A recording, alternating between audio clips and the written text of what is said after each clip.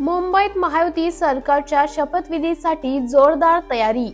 भाजप प्रदेशाध्यक्ष चंद्रशेखर बावनकुळे तयारीचा आढावा घेताना महायुती सरकारच्या शपथविधीसाठी भाजपच्या प्रदेश कार्यालयात जोरदार हालचाली सुरू आहेत।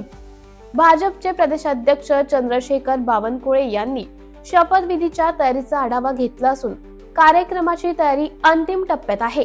भाजपाच्या तयारी बैठकीत चंद्रशेखर बावनकुळे, आशिष शेलार, प्रवीण दरेकर, प्रसाद लाड, गिरीश महाजन आणि इतर अधिकारी उपस्थित होते।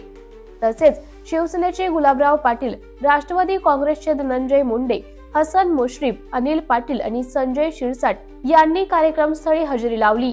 महायुती सरकारच्या स्थापनेसाठी होणारा हा शपथविधी महाराष्ट्राच्या राजकीय पटलावर ऐतिहासिक ठरणार आहे।